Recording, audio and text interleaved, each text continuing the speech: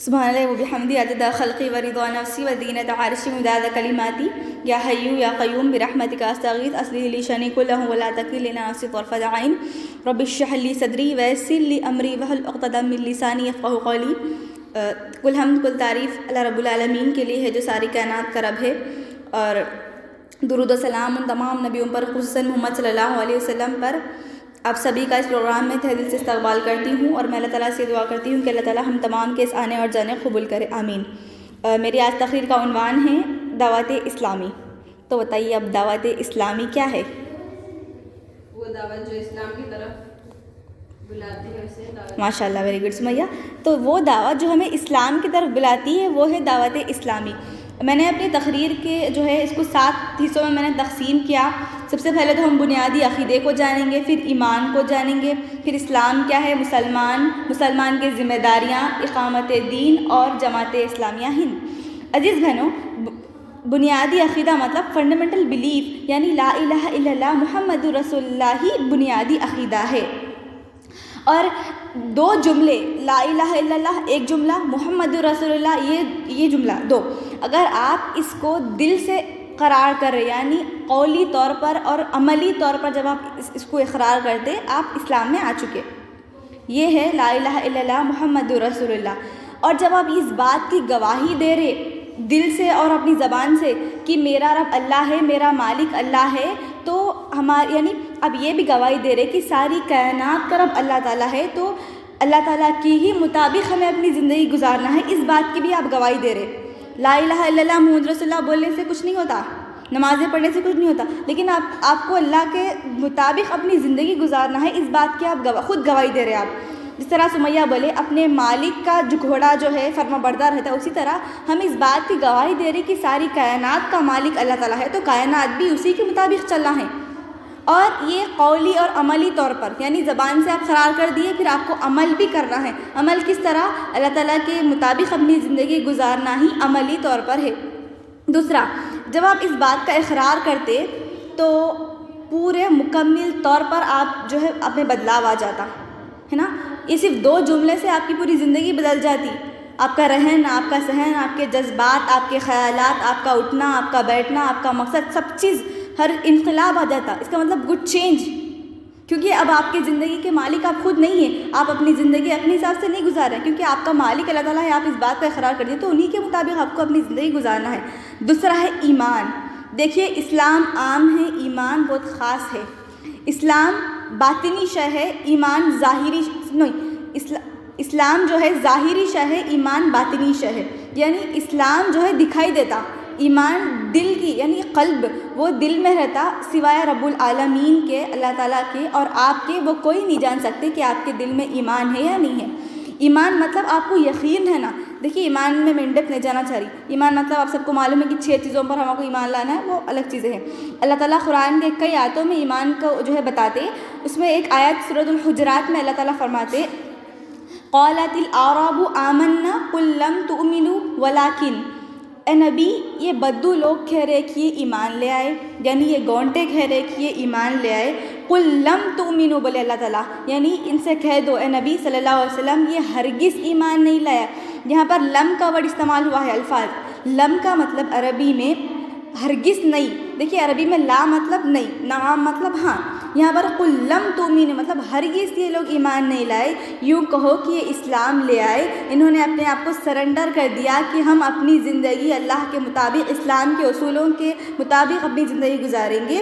اور اللہ تعالیٰ آگے کے آیت میں فرماتا ہے، قولوا اسلمنا ولما يدخل الایمان فی قلوبکم، اب تک ان کے دلوں میں ایمان ظاہر نہیں ہوا، یعنی اب تک ان کے دل میں ایمان نہیں گیا، صرف یہ لوگ جو ہے قولی طور پر اسلام قبول کرے۔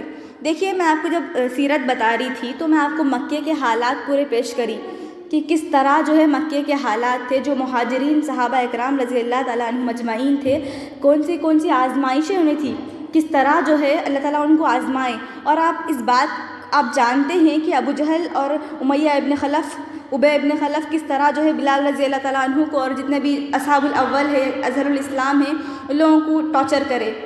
اور وہ لوگ مثال بنانا چاہتے تھے، تو وہاں پر جو مکے کے حالات تھے، وہاں پہ ایمان لانا تھا، سمجھ رہے ہیں آپ لوگ میری بات؟ ایمان لانا تھا، اور وہ لوگوں کو ایمان لانے کا مطلب معلوم تھا، ہے نا. ان لوگ کو معلوم ہے کہ بلال رضی اللہ تعالیٰ عنہ کے ساتھ کیا کرے، سمیہ رضی اللہ تعالیٰ عنہ کو جو ہے شہید کر دیا ابو جہل، یاسیر کو شہید کر دیا رضی اللہ تعالیٰ عنہ مجمعین. تو ان لوگوں کو معلوم تھا کہ ایمان لانے کا مطلب اپنی زندگی پوری قربان کر دینا، اپنی جان کو جو ہے کھیل میں رکھ کے ایمان لانے کا مطلب تھا. لیکن اگر وہاں پہ ایسا ظاہر کرتے تھے کہ کوئی ایمان لے آئے تو ابو بکر ایمان لے آئے رضی اللہ تعالیٰ عنہ، عمر رضی اللہ تعالیٰ عنہ ایمان لے آئے، عبد الرحمن ابن عوف ایمان لے آئے. لیکن رفتہ رفتہ حالات بدلتے گئے. جیسے ہی وہ لوگ ہجرت کر لیے، مدینے میں جاتے ہی ہزاروں سووں کے لوگ اسلام قبول کر لیے. دیکھیے میں یہاں پہ اسلام کا الفاظ استعمال کری، مکے میں ایمان بولی تھی، یہاں پر اسلام پہلے آیا، ایمان بعد میں آیا. کس طرح؟ کیونکہ آپ لوگ کو معلوم ہے کہ جو مہاجرون تھے وہ لوگ ایمان لے آئے. لیکن یہاں پہ ایسا تھا، میں نے آپ کو یہ بات بھی آپ کے سامنے رکھی تھی کہ قریش کے کئی مختلف قبیلے تھے، بنو عبد الشمس ہے، بنو امیہ ہے، بنو اسد ہے، تو اس کے سردار رہتے تھے تو لوگ اپنا مالک کا حکم مانتے تھے. اسی طرح مدینے میں بھی مختلف قبیلے تھے، بنو اوس، بنو خینقہ. تو وہ لوگ جتنے بھی اس قبیلے کے لوگ تھے، اگر ان کا امیر اسلام لے آیا تو وہ لوگ بھی اسلام لے آئے. چلو بھائی ہمارا امیر اسلام لے، ہم بھی اسلام لے آئیں گے، کیونکہ وہ لوگ اپنا مالک کے فرما بردار تھے. جس طرح گھوڑا اپنے مالک کا فرما بردار ہوتا ہے، اسی طرح وہ لوگ اپنے امیر کے فرما بردار تھے. اگر وہی اسلام لے آئے تو ہم بھی اسلام لے آئے. اللہ تعالیٰ ان کو یہ خطاب ہو کے بول رہے کہ یوں کہو کہ یہ اسلام لے آئے کہ یہ لوگ 5 ارکانوں پر چلیں گے، یعنی یہ لوگ شہادت دیں گے، نماز پڑھیں گے، روزہ رکھیں گے، زکوٰۃ دیں گے، حج دیں گے، حلال کریں گے، حلال کمائیں گے، حلال رزق کھائیں گے، اور حرام سے اپنے آپ کو بچائیں گے، جھوٹ چوری سے اپنے آپ کی حفاظت کریں گے، بے حیائی سے جو ہے اپنے آپ کو بچائیں گے. یہ ساری انہوں نے اپنے آپ کو سرنڈر کر دیا تھا. پہلے یہاں پہ اسلام کا اس لیے الفاظ ہوا، اور اسلام کا مطلب یہ ہے کہ بہت سارے لوگ بولتے ہیں کہ peace, but the accurate meaning is peace through submission. اپنے آپ کو سرنڈر کر دینا ہے، اپنے آپ کو اللہ تعالیٰ کے حوالے کر دینا اسلام ہے. پھر دھیرے دھیرے صحابہ اکرام کو دیکھ کر، ان لوگوں کے اخلاق کو، ان کے کردار کو دیکھ کر، اور جو آپ صلی اللہ علیہ وسلم کو دیکھ کر ان کی قرب حاصل کر کر ان کے دل میں ایمان آنا شروع ہو گیا. یہ تھا یہ آیت کا مطلب. یہ ہے اسلام اور یہ ہے ایمان. اور ایمان صرف آپ کو اور اللہ تعالیٰ کو معلوم رہتا، اور کسی کو نہیں معلوم رہتا. آپ نام کے مسلمان ہو سکتے اور کام کے نہیں ہو سکتے، کام کے ہو سکتے، نام کے نہیں ہو سکتے. وہ صرف اللہ تعالیٰ کو معلوم ہے. اور جو ایمان کا ہے پس منظر وہ یہ ہے کہ لیکن آپ کے دل میں ایمان ہو یا نہ ہو، لیکن آپ منہ سے قرار کر سکتے لا الہ الا اللہ محمد رسول اللہ پڑھ لے سکتے. ایمان جو دل میں ہے وہ اللہ تعالیٰ صرف جانتا. اور اللہ تعالیٰ سورہ عادیات میں فرما بھی دیا کہ جو کچھ بھی ان کے سینوں میں ہے وہ سب ظاہر کر دیا جائے گا، بلا صبح و روز ان کا رب ان سے خوب واقف ہوگا. تو اس لیے یہ ہے ایمان اور اسلام. اب آئیے مسلمان. جب آپ اس بات کا اقرار کر دیے کہ اللہ رب العالمین جو ہے، اللہ ساری کائنات کا رب اللہ ہے، اس کے علاوہ اور کوئی عبادت کے لائق نہیں، اور محمد صلی اللہ علیہ وسلم اللہ کے رسول ہے، تو آپ مسلمان بن گئے اور آپ کا مذہب اسلام ہے. اللہ تعالیٰ سورہ شورا کی آیت 13 میں فرماتا ہے کہ اللہ کے نزدیک سب سے سچا دین اسلام ہے. اور اسلام ایک مذہب کا نام ہے، اور اسلام ایک مذہب کے علاوہ جو سب سے اہم بات اسلام کی یہ ہے کہ اسلام ایک ویژن کا نام ہے، یعنی ایک خیر کاری کو وہ انجام دینا چاہتا ہے، وہ اسلام ہے. اور مسلمان، اب آپ مسلمان جب کہلائے جاتے جب آپ یہ دل سے قرار کرتے کہ اللہ ایک ہے اور محمد صلی اللہ علیہ وسلم اللہ کے رسول ہے، اور آپ اپنی پوری زندگی اللہ کے مطابق، اس کے احکامات کے مطابق، اسلام کے تعلیموں کے اس سے اگر آپ اپنی زندگی گزارے، تب آپ ایک مکمل مسلمان کہلائے جاتے. ٹھیک ہے، یہ ہے مسلمان. اب مسلمان کہنا کوئی بڑی بات نہیں ہے. مسلمان پہ کئی ذمہ داریاں عائد ہوتی. اول ذمہ داری جو مسلمان کی وہ یہ ہے کہ وہ اللہ کی اطاعت کریں، جو اللہ تعالیٰ حکم دیے اس کو دل سے مانے، اس کے مطابق اپنی زندگی گزارے، قرآن کے احکامات پر چلے، اور آپ صلی اللہ علیہ وسلم کی پیروی کریں. یہ جو ہے مسلمان کی سب سے اہم ذمہ داری ہے. اس کے علاوہ جو ذمہ داری مسلمان پر عائد ہوتی ہے وہ یہ ہے کہ نہیں عن المنکر، یعنی لوگوں کو برائی سے روک کر انہیں اچھائی کی طرف متوجہ دلانا. یہ سب سے بڑی ذمہ داری ہے مسلمانوں کی.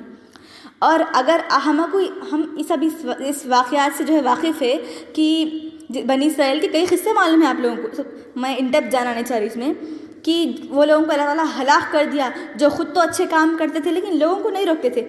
آج کل لوگوں کو اگر ہم روکنے گئے تو لوگ آپ کو گالی دیتے، آپ کا جو ہے بہت غلط باتیں بولتے تو اس کا اجر اللہ تعالیٰ آپ کو دینے والا ہے، لیکن آپ کو لوگوں کو روکنا ہے برائی سے، یہ سب سے اہم بات ہے۔ اور قرآن میں کئی دفعہ اللہ تعالیٰ نہی عن المنکر جو ہے نازل کرے۔ اور ایک سب سے اہم ذمہ داری جو مسلمان کی یہ ہے کہ وہ اقامت دین کے راہ میں جد و جہد کرے، یہ سب سے بڑی جو ہے ذمہ داری ہے۔ نماز جیسا فرض ہے، جسے 5 اسلام کے ارکان فرض کر دیے گئے ہر ایک مسلمان پر، اسی طرح فرض عین ہے اقامت دین بھی۔ اقامت دین کا مطلب یہ ہے کہ دین کو قائم کرنا۔ جب آپ اس بات کا اقرار کر رہے ہیں کہ رب العالمین جو ہے اللہ تعالیٰ ہے، تو اسی کے مطابق انفرادی زندگی ہونا، اسی کے مطابق اجتماعی زندگی ہونا، اسی کے مطابق سیاسی زندگی ہونا، اسی کے جو ہے شریعت سیاسی طور پر چلنا۔ تو اب ہم دیکھو انفرادی طور پر اللہ تعالیٰ کی عبادت کرتے، اجتماعیت بھی اللہ تعالیٰ کی ہی مرضی سے جو ہے انہی کے احکامات کو ہم فالو کرتے، تو سیاسی طور پر کیا اللہ تعالیٰ کے حکم چلتے، یعنی اللہ تعالیٰ کی شریعت ہے۔ ہم ہندوستان میں رہتے تو یہاں کا پرائم منسٹر کون ہے؟ مودی ہے، تو لوگ قرآن کو فالو کرتے، شریعت کو اسلام کی فالو کرتے، یا کانسٹیٹیوشن کو فالو کرتے؟ کانسٹیٹیوشن کو۔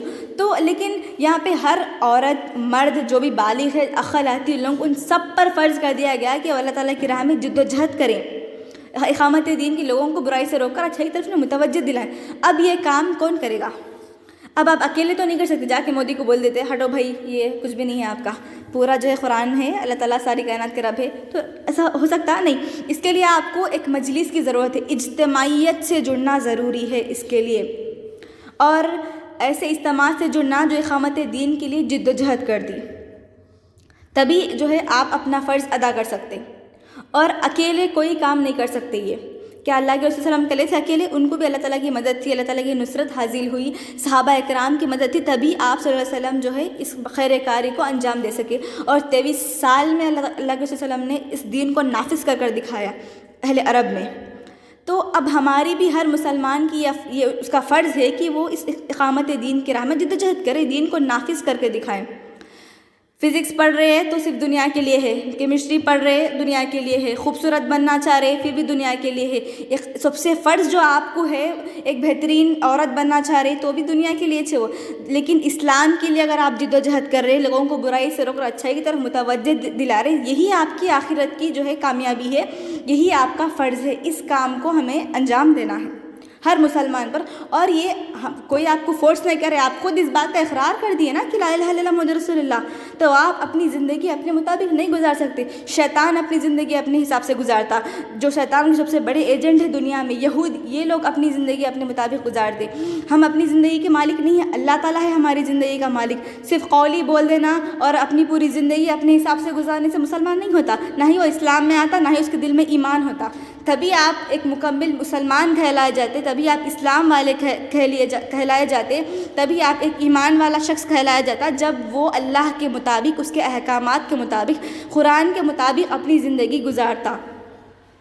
اگر آپ اپنی زندگی اللہ تعالیٰ کے مطابق نہیں گزاریں گے تو آپ جھٹلا رہے، یہ آپ سمجھ لیجئے کہ آپ اپنے آپ سے جھٹلا رہے، اللہ تعالیٰ کو آپ جھٹلا رہے۔ اور جو لوگ اللہ تعالیٰ کی آیات کو جھٹلاتے ہیں، اللہ تعالیٰ انہیں دنیا میں ذلیل و خوار کر دے گا، اور آخرت میں بھی اللہ تعالیٰ کے پاس ان کا حساب ہونے والا ہے۔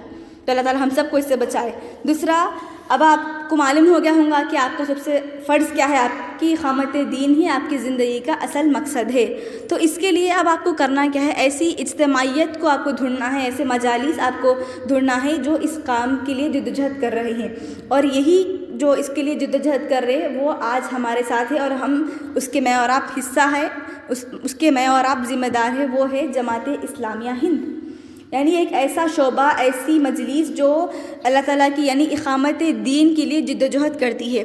مولانا مودودی رحمۃ اللہ علیہ، اللہ تعالیٰ انہیں جنت الفردوس میں اعلیٰ سے اعلیٰ مقام عطا کرے، جماعت اسلامیہ ہند کے فاؤنڈر ہے، جو بہت بڑے مفسر بھی تھے قرآن کے، یعنی تفہیم القرآن کا جنہوں نے ترجمہ کیا، سورہ شورا کی جو آیت 13 ہے اس کو بہت اچھی تفصیل کرے، اسی کو اقامت دین یعنی فرض ہے، یہ ہم سب کے دلوں میں جگا دیے کہ ہماری اصل ذمہ داری جو ہے اقامت دین ہے اور نہی عن المنکر ہے۔ تو JIO جماعت اسلامیہ ہند جو ہے اس کے کئی شعبے ہیں۔ سب سے پہلے تو مرد حضرات کا شعبہ، یعنی جو مجلس ہے بوائز کی، مینس کی کمیٹی۔ سیکنڈ، اس میں خواتین کا ایک شعبہ ہے، وومنس اسلامک ونگ، جو خواتین جو ہے اس شعبے کو چلاتے ہیں اور وہ لوگ اس کی راہ میں جدوجہد کرتے ہیں، یعنی اقامت دین کی۔ دوسرا اس کا ایک شعبہ GIO ہے، گرلز اسلامک آرگنائزیشن، جو نوجوان لڑکیوں کا ہے، جو نوجوان لڑکیاں جو ہے اس کے لیے جدوجہد کرتے۔ جو اور ایک شعبہ ہے اس کا وہ SIO ہے، اسٹوڈنٹس اسلامک آرگنائزیشن، جو نوجوان لڑکے جو ہے اس کو چلاتے، یعنی وہ لوگ اللہ تعالیٰ کی راہ میں جدوجہد کرتے۔ اور ایک CIC ہے، چلڈرن اسلامک سرکل، جو چھوٹے لڑکیوں کا ہے، وہ لوگ کو جو ہے تربیت کی جاتی ہے ان کی اقامت دین کی طرف۔ اور ICA ہے جو چھوٹے لڑکوں کا ہے، تو اس کے کئی شعبے ہیں، لیکن یہ سارے شعبوں کا ایک ہی مقصد ہے، وہ ہے اقامت دین، اس دین کو قائم کرنا۔ تو میں اور آپ کو ایسی جو ہے مجلس ڈھونڈنا ہے جو اس کے لیے اس خیر کاری کو انجام دینے کی جدوجہد کر رہی۔ تو جماعت اسلامیہ ہند بہترین جماعت ہے جو اس کو جو ہے قائم کرنے کے لیے جدوجہد کر رہی، اور ہمیں اللہ تعالیٰ کا شکر بجا لانا چاہیے کہ اللہ نے مجھے اور آپ کو ایسی تنظیم سے وابستہ کرایا جو دنیاوی غرض کو چھوڑ کر جو ہے آخرت کی یعنی اپنا فرض کو انجام دینے کی کوشش کر رہی ہے نا، یہی جماعت اسلامیہ ہند ہے۔